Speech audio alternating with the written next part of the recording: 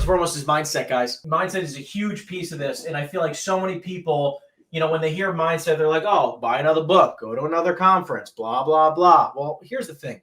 When you're dealing with things with mindset, it's important to realize that it is a freaking grind to work every single day, day in and day out, 60, 70, 80, 100 hours a week, each and every single week. It is a freaking grind. Business is a grind. Okay. And, it's not one of those simple things where it's just like, you're not going to just get into business and hit it like a lottery. You're not going to just submit some ticket and then all of a sudden you're going to have $1 million deposited into your account. This is going to be something where if you want to create something special for the select few of you who maybe want to create $1 million plus business, it's important to realize many of you guys are going to have to work 60, 70, 80 hours, 100 hours a week, every week for the next several years straight. And the biggest mistake that I find is that many people just quit before they end up seeing enough results to have them continue going, right? Like their big piece of the mindset here is just to continue until X result occurs. Okay, this is like the biggest thing that I learned in business is that just most people quit too soon. They quit too soon. They don't do enough work and they don't think about it like this. They don't continue until X occurs. They just continue until they're tired. I just do things until X occurs, right? So it's like for me, I'm not going to stop until I hit my next goal. And guess what? It might take longer than I expect. It might take me working longer than I expect. It might take, investing in myself and in my business more than I expected. Totally fine. But I'm going to continue going until I see the result I'm looking for. And too many people don't see it that way. So when you're looking to achieve a goal, right, like the mindset needs to be, I'm going to just continue until my, the X result occurs, period, end of story. And I'm not quitting until, and I'm not saying you're going to quit here, but I'm not going to stop doing the things until X result occurs, right? Because most people, I've seen it time and time and time again. People just keep quitting the business before a big result occurs. They stop doing the things that can get them to the next level, right? They just don't do enough for long enough, and that's why they don't succeed. So if you're looking to see massive levels of results in your life, which we're going to talk about many things that you can be doing to increase those results, for the most part, it's just about doing it for long enough until you see a result. Beyond that, I think that people think that, this business is not like most of you will realize, okay? The commercial real estate business actually rewards those who stay in it longer. I like being in a game where the longer you stay in the game, right? Alex Hormozi talks about this. I'm a big fan of his. And he talks about the longer you stay in the game, right? The games that can be won by staying longer in it, and the whole point of the game is just to stay in the game, it makes it a lot easier. But a lot of people just quit too soon. So for those of you who are looking to create massive levels of results, if you guys are watching right now, let me know what your goals are down below. Write down your goals. What is your goal in income this year, right? GCI, fees, compensation, whatever you want to write. How much money do you want to make in 2025 or even 2026? Drop it down below. I'm interested to know what your goals are. Because right now, I think that most people, are not thinking big enough, right? Another one is thinking big, right? And by the way, I don't even know if I like saying think big. I think huge, gigantic, the biggest thing you can possibly imagine. Think is gigantic. Because most people, right, they only achieve up to their standards and up to as big as they can imagine. So for those of you who go like, hey, I want to earn $100,000 this year, right, I would urge you to add a zero and just know that it's possible because somebody has earned that before. And if you're looking to make $1 million a year, I would urge you to try to shoot to add a zero. Go for 10 million bucks. It's possible. Someone does it. Why not you? And most people just overestimate what they can do in a year, but underestimate what they can do in a decade. Tony Robbins says this all the time. And I feel like one of the biggest things that I feel like has helped me grow at the speed in which we have is because I just think so big, and I'm maybe it's ignorance. I don't know. Maybe it's ignorance. I'm not sure. But I just think so big that I just think I'm ignorant to the idea that I just think it's possible. I think I just can do it. I think I can, therefore I should. So I put everything out on the line and I just believe that it's possible. So why not me is my mentality. Why not me? So, in thinking this way, by thinking huge, right? Because your goal shouldn't be 100K. It should always be at least $1 million. It should at least be $1 million. 100K just isn't enough to live. Like, it's just a silly goal these days. Back in 1995 or something like that, maybe 100 grand a year was a decent goal. Not anymore. It's just not. You need to be shooting for at least $1 million. It needs to become the new baseline. The Millionaire Real Estate Agent, that book that Gary Keller wrote many years ago on the residential side of the business, right, helps a lot of people. And my philosophy is that it is simpler in the commercial real estate space to make $1 million a year than anything in the anything in the residential space. It is infinitely easier, infinitely simpler to do it in the commercial real estate space than it is the residential world, in my opinion. So if you're somebody who's in the real estate realm and you want to earn $1 million a year, get into CRE. Get into CRE. To some extent, I don't care how, start selling a little bit, get into commercial real estate to some extent. Because the sooner you can get into this business, the faster you're going to start seeing these larger commission checks. We just submitted 4 commission bills because we're all closing next week. 300, it was like 295, 200, 55, and 53.5. Guys, it's like, that's in the next 10 days worth of closings.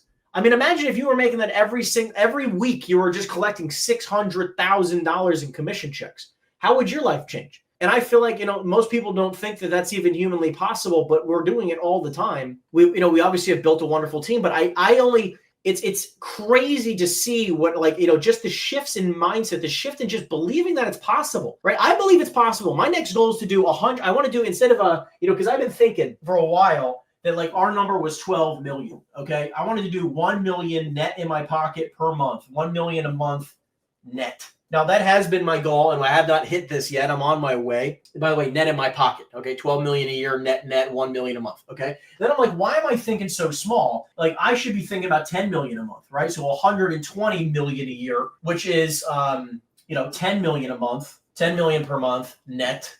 Okay. And then I did the numbers and I'm like, I got to hit 4 billion a year in production, which is, call it 350 million. I know it's a little bit higher. I'm overestimating here, but 350 million, right, a month in closed transactions puts 10 million bucks net in my pocket. Okay. Based on the calculations that I've run, I want to do that. Like, this is my new number. These are my new, minimum standards for myself. Like, this is what I believe is possible. I need to build a team of 400 plus people. I'm trying to build an army.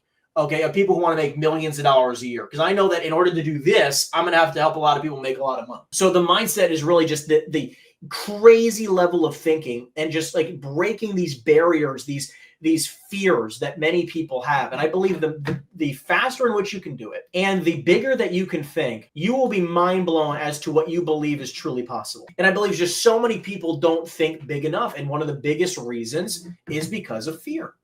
Right. So when it comes to the mindset of a millionaire agent, it's thinking gigantic. It's realizing like, hey, I got to continue doing this thing until results occur. It's not good. It's not enough to only do a little bit for a little while. It's like, no, I'm just going to do it for the next, for me, I'm going to be 31 in this coming month in October. Okay. And I've realized that I'm just going to do this until I'm, for the next 50 years, next 5 decades. I'm just committed enough, or maybe look, if it happens sooner, wonderful, but I'm going to be a billionaire, right? I will be a billionaire. And I think that, it's just a matter of time at this point, because if I just continue to grow the team and I just continue to save and then invest my money correctly in commercial real estate, and I do that for long enough, it will probably happen. Maybe it'll take me till I'm 80.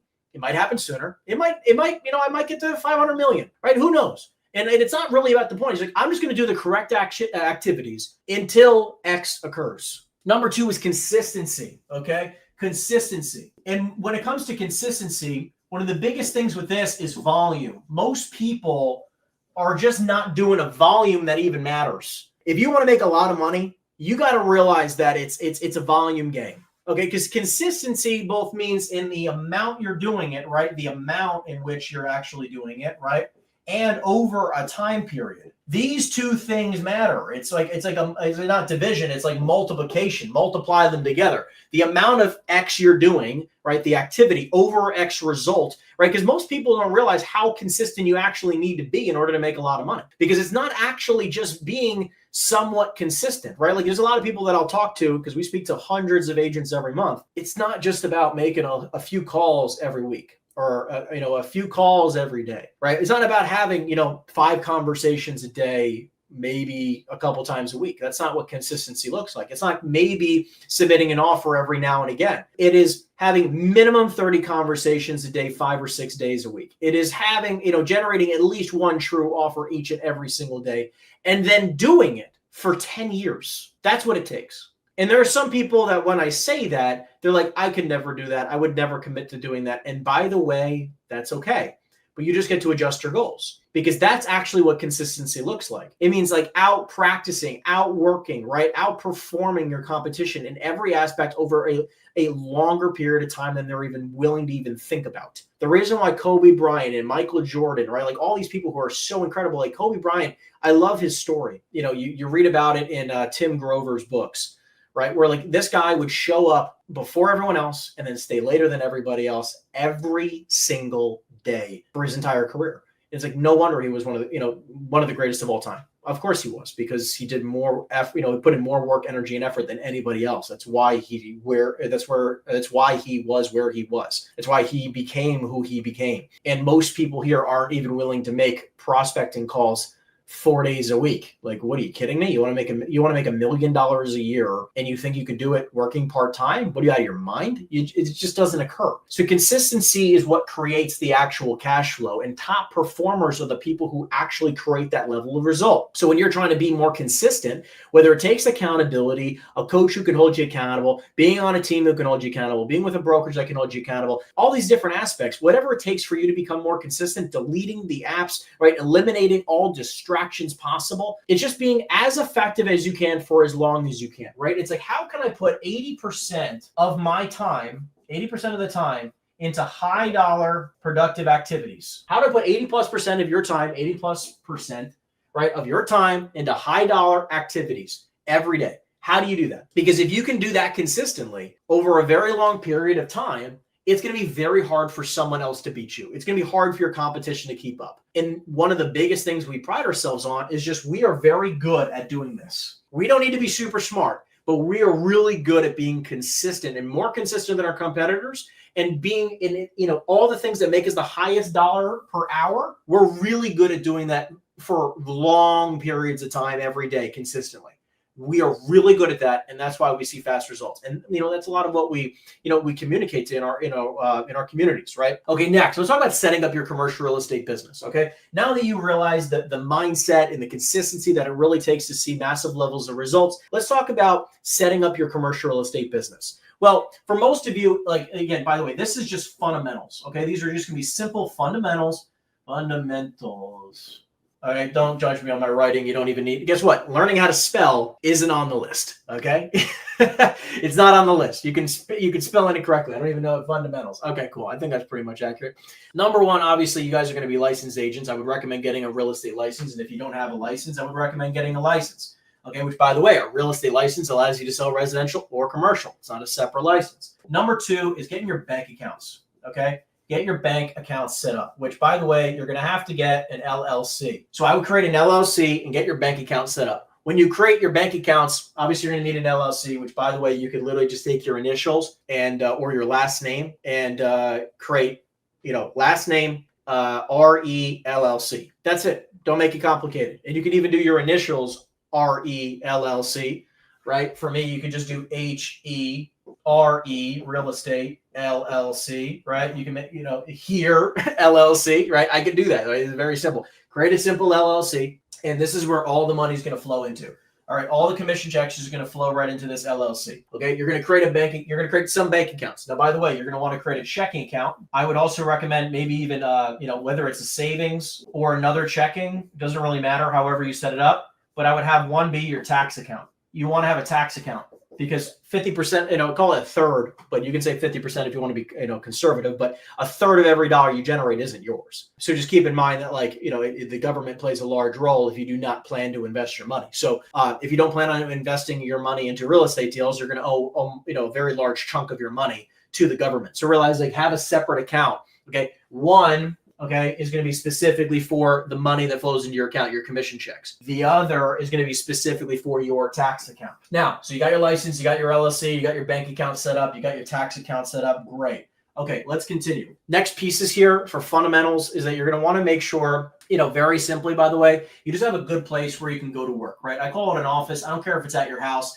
I don't care if it's an actual place you go to, but you want to make sure you have some type of place you go to work. I have an office in my home, right? You can see the studio that we have here in my house. I also have, I have an office where I can go to work, right? But you want to have a place, you need an office where you can go to work. You don't want to just, go sit at your kitchen table, right? Like you want to set up a place where you can have as your office, right? I don't care. I'm going to go to work. I want to be not distracted, right? I don't need a TV in here or anything like that. Like this is just going to be me working and getting the business done. That's what I want. That's what this room is for. I can just get focused work done. So now you got your license, you got your account set up, your LLC set up, you got your office. Last but not least, very important stuff to understand here, okay, is that you're going to need to make sure that you got yourself with your good tech. Okay, you need your good technology, which I'm going to break down in a little bit, by the way, exactly what tools you need. But really quick, your technology, which is just the simple stuff to get your business operated. Think about it like this. By the way, technology is a bunch of different things. This is not only a CRM. This is not only a dialer. This is not only your data where you can get it. This is not only like your script book. Okay, we'll talk about that. You can download, for free in the chat below, right? It's not just this stuff. It's like all the technology you need to run your business, right? This is just the simple fundamentals. You can't make money in commercial real estate unless you have minimally this stuff, right? That's what this is about. Do I minimally have the things that are going to help make me money? Which I want to talk about exactly which CRM, what dialer to get, where to get your data. Script book, again, you can download for free in the chat box down below. But which, by the way, Script book 2.0 is coming out very soon, which I'm excited to put out. But these are the simple stuff. That's really all you need in order to get your business started. Now, let's just say now you have all those things done. Let's talk about choosing your market. Number 4 is choosing your market. So when you're choosing a market, you got to realize that not every market is created equally. Not every single market, makes sense for you to explore. Not every single asset class makes sense for you to dive into, right? This is specifically, by the way, talking about geographics. Okay, this is geographically. So when you're talking about the geographics of your market, you got to realize that just because you live hypothetically in Miami, Florida, doesn't mean you need to sell in Miami, Florida, right? You want to prospect the markets in which, number 1, you want to sell, but number 2, you want to prospect in a market where you feel like you have a high likelihood of achieving your financial goals. Because as an example, there are some areas like Miami, right? You call it South Beach. South Beach is a perfect example. Incredibly overpriced product. Some parts are incredibly high demand right now. And then some parts of it are just very difficult to make deals work, okay? Because sellers want like 4 caps, sometimes 3 caps. And then you have some buyers who are, still want 7 caps in that market. Like the price discrepancy just doesn't make any sense whatsoever, right? When you're looking at geographic markets, I want to know that I have the highest likelihood of earning, top dollar. I'd say at least $1 million plus per year. Like I want to have a high likelihood of certainty. Sorry, that's meant to say per year. I want to have a high level of certainty that I can earn at least $1 million a year. Okay, so let me explain to you what that means. Okay, but these are the markets that I'm looking at. So when I'm working with like a new coaching client, as an example, or a new agent on our team, and we're talking about what market should they be prospecting, it's not just about a specific asset class. It's also about geographically where they should be prospecting. Because think about it like this.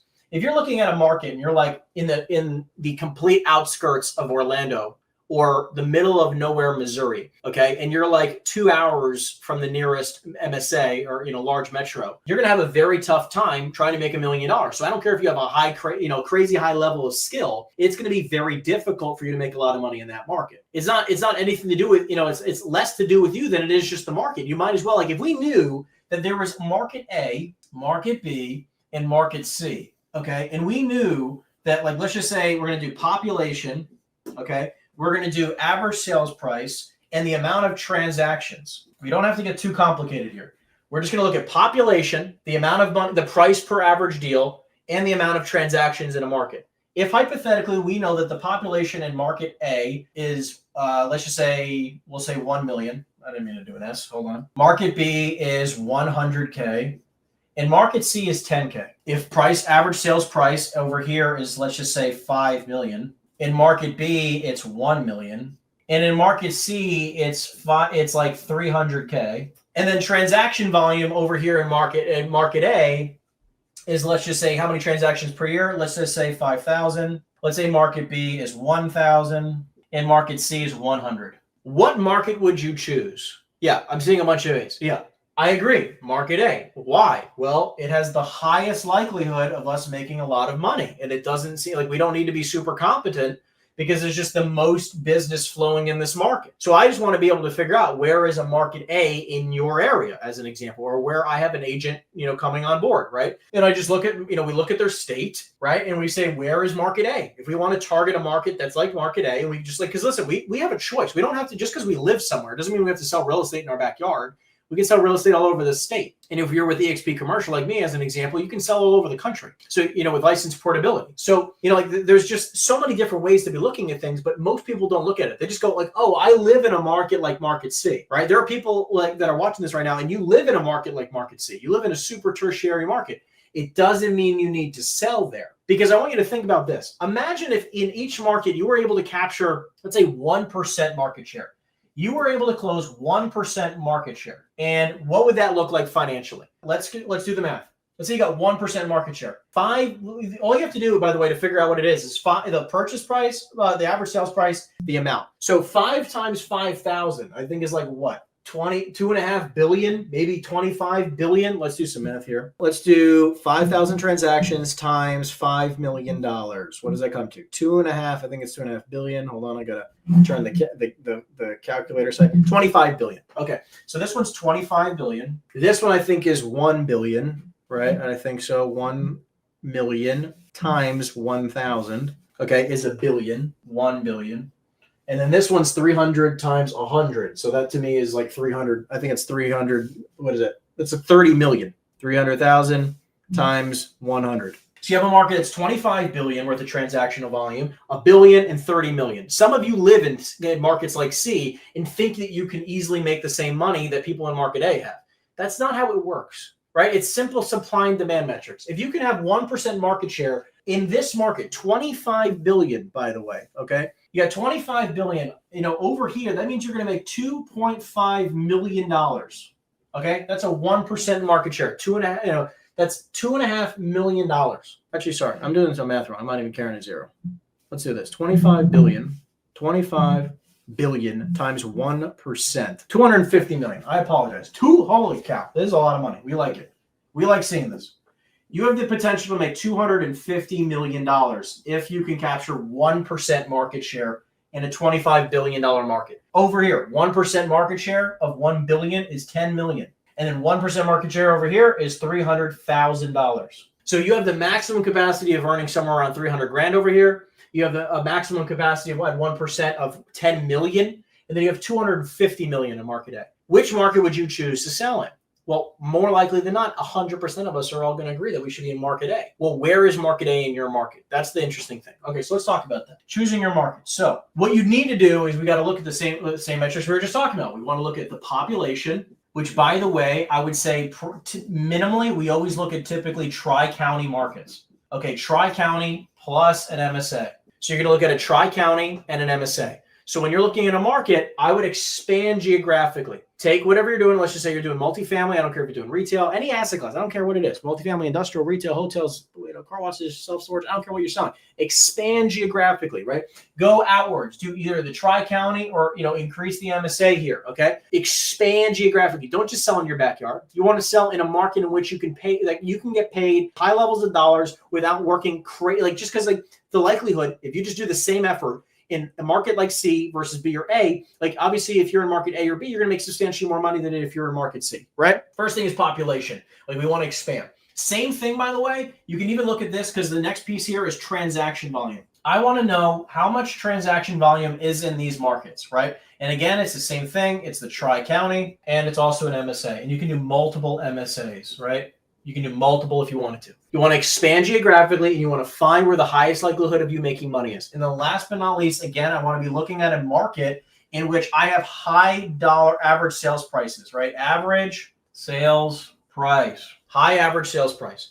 And I want an average sales price because right now we're about $3.8 to $4 million in that range for an average sales price right now. Okay, for this year. So it gives us the high likelihood of earning lots of money. Now, obviously, we do some deals that are around $1 million. And we do some deals this week we're closing a deal at over $10 million, right? But again, we're typically ranging between $1 million and $20 million. That's our bread and butter, and that's where a lot of, we've done the math, we've run the calculations of where that all makes sense, right? And based on all of this information, we figured out like what markets to be targeting our energy and effort in, okay? But these three things is really important to pay attention to. Where is all the money being spent? Where is all the money being made? Now, what's important though is also to understand, I would even tell you, start with Tri-County, okay? Start with Tri-County, then you can add in some MSAs, and then you can go statewide, okay? 1, 2, 3.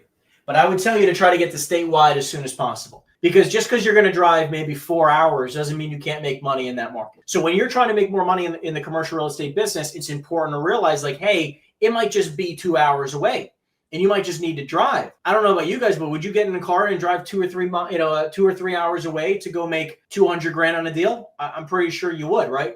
That makes sense, right? When we go into a new market, I like to look statewide. Now, obviously, where we prospect throughout the state is important, right? Like I'm not going to prospect every county because some counties are going to be really a complete waste of time. In some counties, there's going to be a lot of money, but I like to expand statewide, right? So we have a highest likelihood of making lots of money, right? We want to go into a market or the markets where we can make $100 million over a 20-year period of time. Like we look, again, we think massive, and we only go into markets where all the money is at, okay? Next, do number 5, asset classes explained, okay? Number 5, so this is like choosing the right asset class. There's obviously so many different asset classes that you can choose from.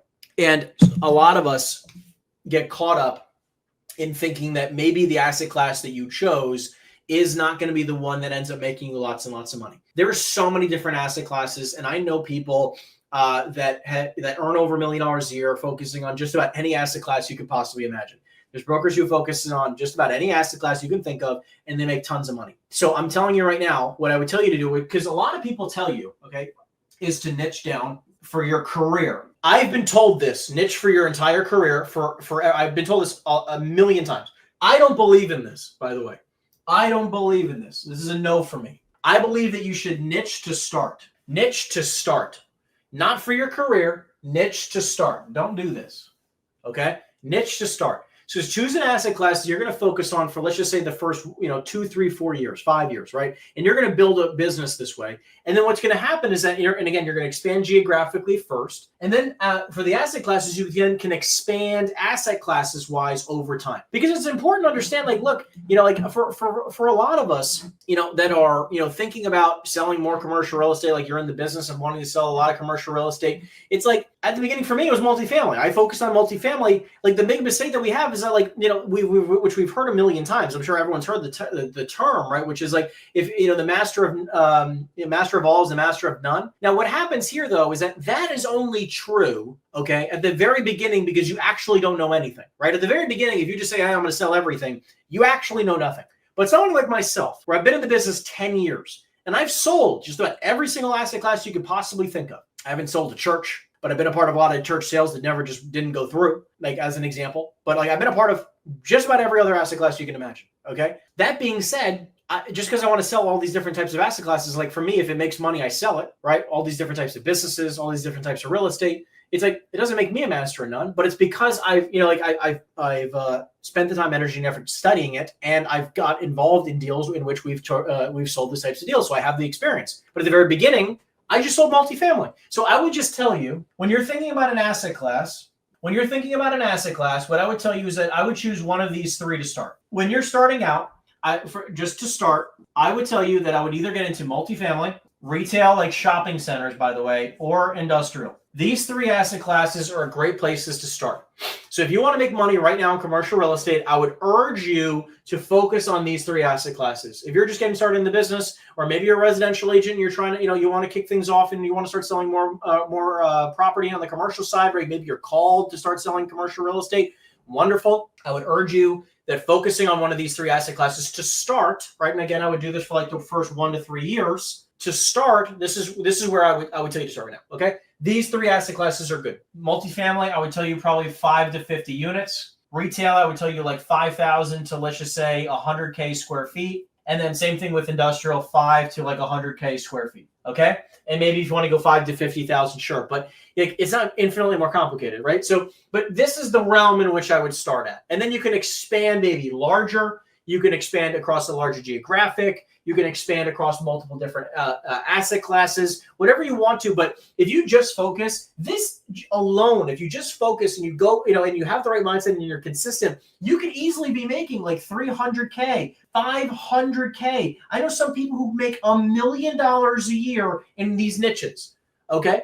Now, again, we choose to sell everything, right? Like we do all of this plus every other asset class you could possibly imagine. That's what we choose to sell, right? We have buyers in every single thing. We from gas stations and mobile home parks and traditional multifamily retail industrial to hotels. We're closing on over a $10 million hotel this week. It's just like, guys, it's like all this different stuff. We don't really care. Car washes, liquor stores, we sell it all. If it makes money, we sell it. And we're in multiple different markets. For us, I'm like, okay, I'm going to expand all over, but you don't need to do that to start. I've been in the business 10 years, right? And we have all these different pockets in which we sell real estate. So, for us, it makes sense to be expanding like this. For you at the beginning of your career, I wouldn't do that. Now, let's just say you're already making $300, $500, or $1 million. What do you do now? Well, you can do one of two things. Obviously, you can expand geographically, which I would recommend first. It's always the first option. Expand geographically. And if you haven't done that, start doing that first. Expand geographically. Number two, you can expand your asset classes. You can start expanding. So if you already do industrial, maybe do industrial and retail. If you do multifamily, maybe you could do larger multis. Now you go up to 500 units. Or retail, you can go up to like 1 million square feet or 1 million square feet of industrial. Maybe, again, you can start combining these, and you start selling all of these. All of a sudden, then you start doing anything that, you can do anything, right? You start hiring out maybe people who are specialists on your team to do different markets, right? But again, I would urge you that you can probably get pretty damn close to $1 million a year in one of these asset classes. So before you start expanding asset classes, just realize hey, am I really tapping this all out? Am I really, making as much money as I possibly can? I was doing $1 million a year just in multifamily sales. I was only needing to do 20, or so multifamily deals a year. And I was making $1 million because every commission check for me was between, 30 and 100 grand. It wasn't exactly hard to make $1 million.